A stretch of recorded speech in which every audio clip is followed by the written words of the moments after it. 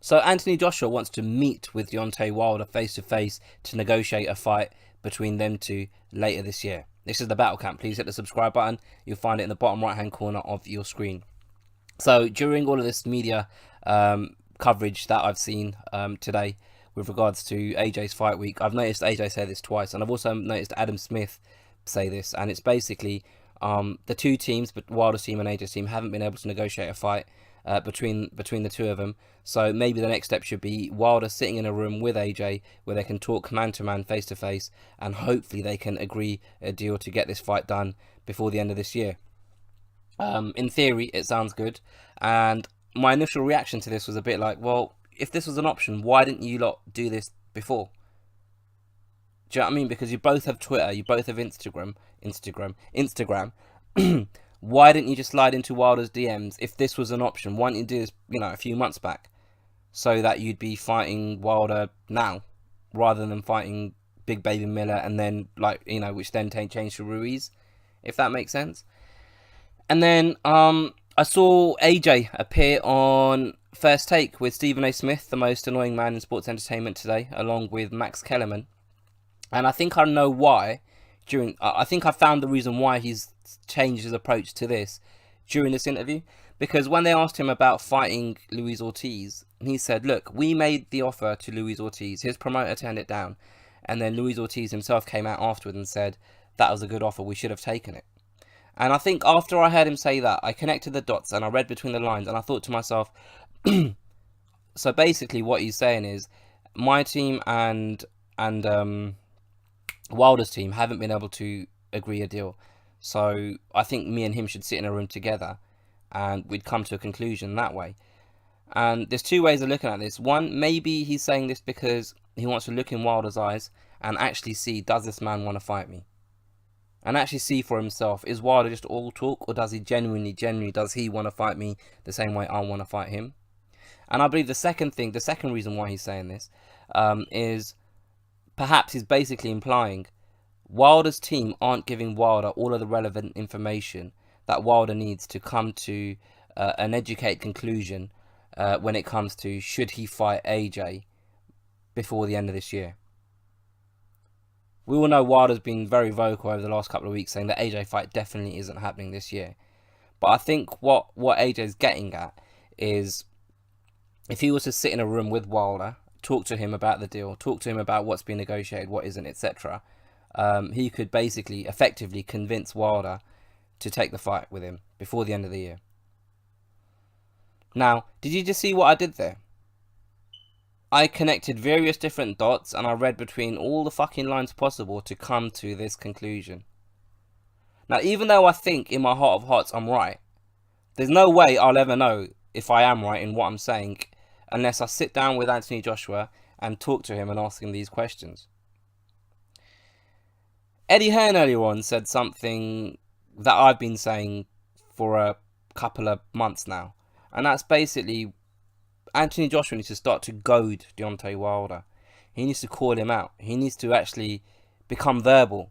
Because that's one thing Joshua hasn't done. He hasn't really got involved in the verbals when it comes to Tyson Fury and Deontay Wilder. He'll say the odd thing here and there. He'll have slide digs, but he hasn't been so aggressive and overt the same way Tyson Fury and Wilder are when they're discussing Anthony Joshua. And I agree with what Eddie Hearn's saying, because the way I connected all of those dots to come to that conclusion, if I'm right, then AJ shouldn't be so fucking cryptic about what he's trying to say. He should just come out and say it.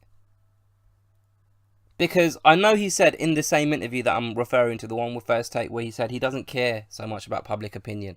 And the reason he doesn't care is because he knows in his heart of hearts what the facts are, and he's comfortable inside the ring and outside the ring. He's comfortable with what he's achieved so far inside the ring, and he's comfortable outside the ring. So he doesn't need to throw dirt, and he doesn't care about what people think of him because he knows the truth. And that's a very noble and very kind of, what's the right word, philosophical way of thinking about things. I don't care what people think of me. Fine, that's fair enough. But if you really care about the fight with Wilder, this opinion that the public have can help influence Wilder into having to take this fight. So if you come out and actually say, this is why I feel like Wilder isn't taking the fight because his team haven't got his best interests at heart, or whatever it is that I've just said earlier on in this video, like, if he just come out and said that, then at least it's almost like fucking politics. Do you know what I mean? You've got two politicians in Tyson Fury and Wilder that have given us the manifesto while we're still waiting for Anthony Joshua's. We still need to know, why is it that that this fight hasn't happened from your point of view? He's almost too submissive when it comes to all of this talk. And I understand he's a very cool, calm, and collected character inside and outside the ring, and it's a real benefit and a positive to him inside the ring, and he's relied on it when he's been in sticky situations, a little bit of a sticky one still, like with Klitschko and Dillian White, etc. But I think outside the ring, where Tyson Fury and Wilder have an edge on Anthony Joshua is they're able to speak aggressively and talk a load of bollocks about someone, Tyson Fury and Wilder, without actually getting angry and emotional about it.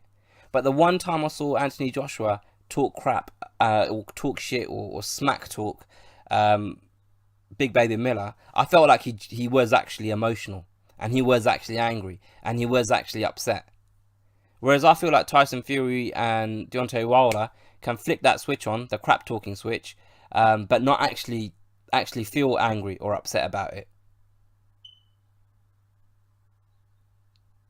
So that I hope I'm making my point quite clearly. I hope so. But that's just it. I think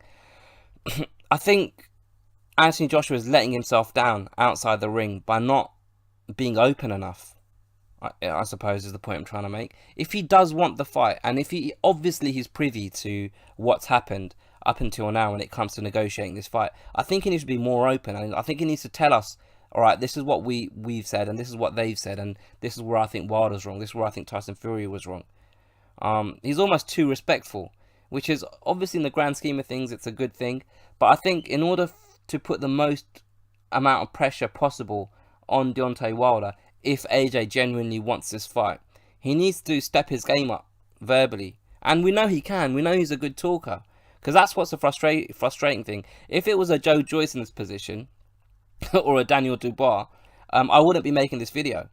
Because I don't expect those guys to be, out there talking copious amounts of shit about someone. It's just not in their nature. It's just not in their character. They're not very comfortable in front of cameras, and they're not that kind of personality. Whereas AJ is. He knows how to have a laugh and a joke. You can tell he's intelligent. He's very articulate. So I think he needs to start using those skills to his advantage, and actually. He knows, he can see what's going on. Like he can see people have these narratives against him, and he has these opportunities to dispel those narratives, and he just never takes them. He never uses them. And I think he needs to start. He needs to step his game up. And Eddie Hearn's basically effectively said the same thing as well, that he wants AJ to call out Wilder inside the ring if he beats Ruiz, like after the fight. So that remains to be seen. But let me know what you guys think. Do you think I'm reaching? Do you think I'm clutching at straws here? Do you think I'm overthinking this stuff when it comes to connecting all of the different things that AJ has said previously to come to the conclusion that he's basically having a go at Wilder? Also, like, before I actually sign off on this one, if he was to sit in a room with Wilder, I think he'd see how thick Wilder is, and I think he'd see that Wilder can't make a decision like this on his own. Like, Wilder always talks about being the boss, he's his own man, and AJ's a yes man, and AJ has to do what his team tell him to do. When in actual fact, I believe it's actually the opposite.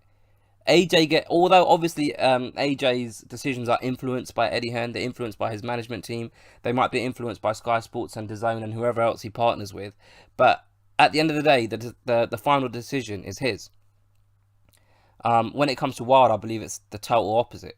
He talks about being the man, he talks about being the boss, but I don't feel like he actually makes any of the key decisions in his career. And if you have to keep telling everyone you're a boss as often as he does, generally it means that you're not actually the boss. But anyway, that's by the by. Yeah, like I said, let me know what you guys think. Put your comments below. Don't be scared to share this. Don't be scared to like this. Don't be scared to hit the subscribe button. And I'll catch you fuckboys on the next one.